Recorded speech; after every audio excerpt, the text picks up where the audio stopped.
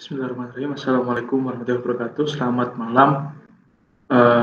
Dengan saya Matrul Laik, NIM 06 dari Politik Informatika. Saya akan mempresentasikan tentang penelitian yang akan saya teliti ke depannya, yaitu sistem pendukung keputusan penerima santunan yatim piatu berbasis website dengan metode SAW pada lembaga Darul Hadunah. Nah, latar belakang dari penelitian ini yaitu pertama itu pandemi COVID-19.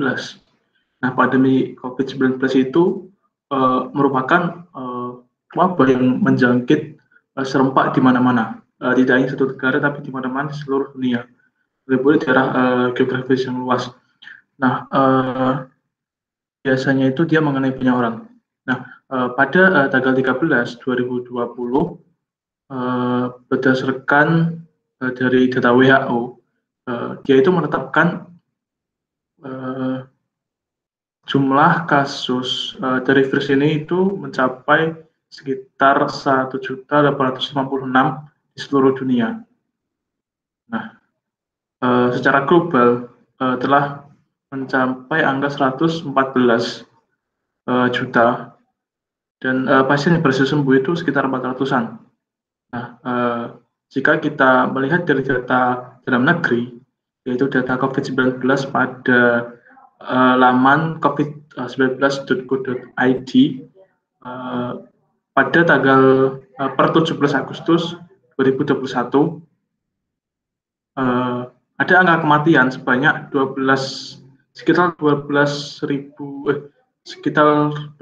pasien atau sekitar 120 jiwa.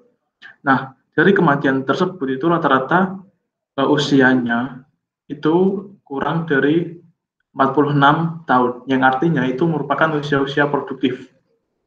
Nah, berdasarkan data tersebut, menurut KPAI, bahwa ada 40 anak kehilangan salah satu orang tua. Nah, karena besaran klaster di usia 46 tahun ini. Nah, dengan data tersebut, anak-anak itu banyak yang kehilangan sekitar 1-2 orang tua. Nah, situasi ini itu akan berakibat buruk pada anak yang kurang mampu.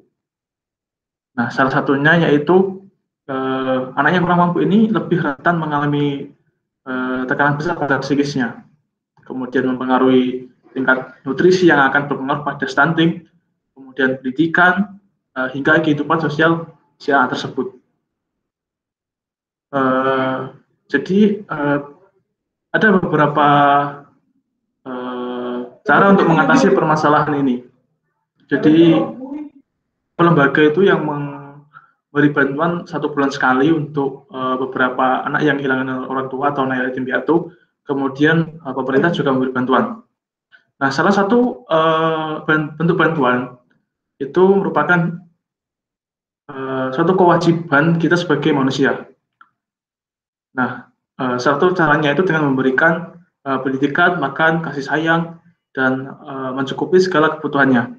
Nah, santunan itu harus tepat sasaran. Nah, karena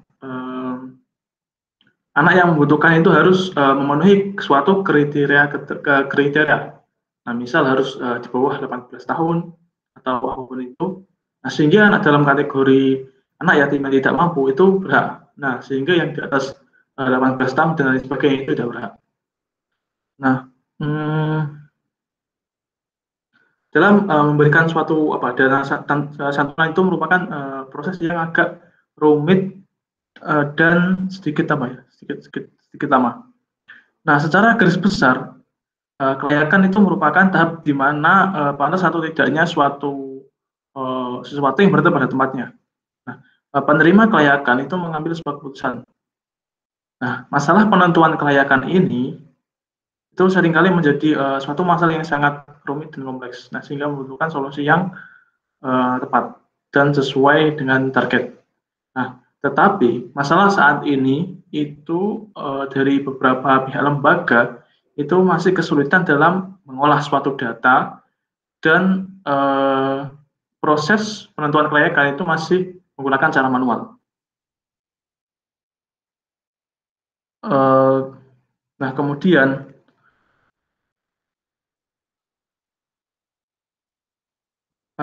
dengan berbagai pertimbangan pada latar belakang ini, saya merumuskan masalah, yaitu bagaimana mengimplementasikan metode SAW atau Simple Addictive Weight pada sistem pendukung keputusan penerimaan santunan yatim piatu. Nah, kemudian bagaimana merancang suatu aplikasi yang berbasis website, sistem